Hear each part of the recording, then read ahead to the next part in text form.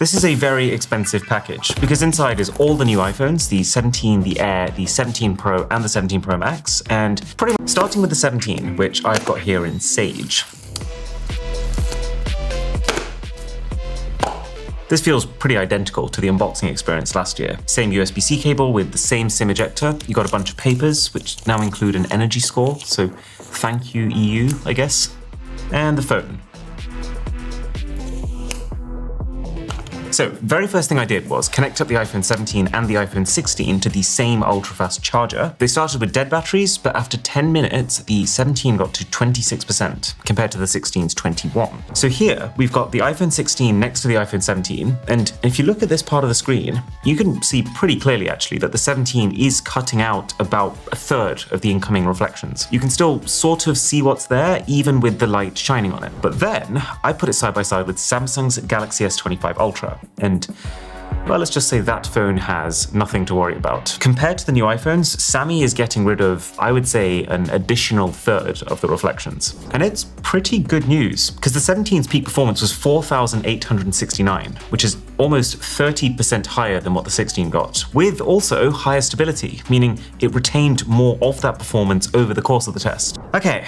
It's airtime. And gotta say, I was expecting something a little different with the packaging. You know, just something to maybe emphasize just how air-like the thing is. But what you actually get is almost exactly the same unboxing as the 17, just with no SIM ejector tool, because every iPhone Air is eSIM only. And this is the sky blue color.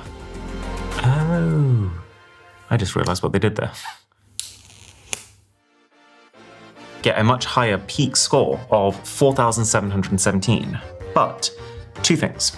One, that's still a lower score than the 17, but also two, that level of performance only lasted for about a minute. And as soon as the cooling from the refrigerator wore off, it plummeted right back down to where it was in the first test, which is why the performance stability score is so low this time. So the average user is going to see Pro and just assume it is better. And they're even going to base their buying decisions on it.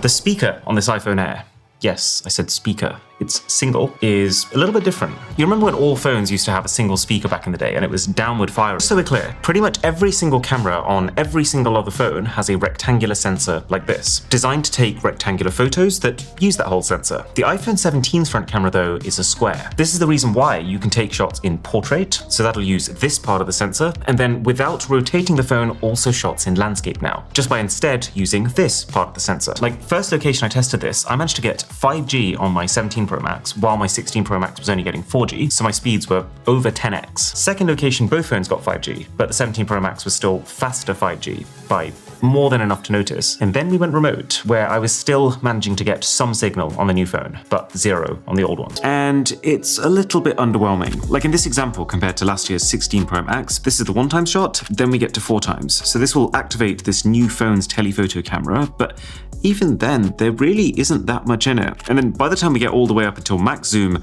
I actually think the older phone's shot looks just as good, if not better. Now, don't get me wrong, I do think on balance, the 17 Pro Max telephoto is an improvement. More often than not, you will get better shots when you're very zoomed in, but this is just a PSA that you shouldn't be expecting any kind of transformational change. That's actually lower than the base iPhone 17. So in one generation, the $799 phone now actually outperforms the $1,199 phone.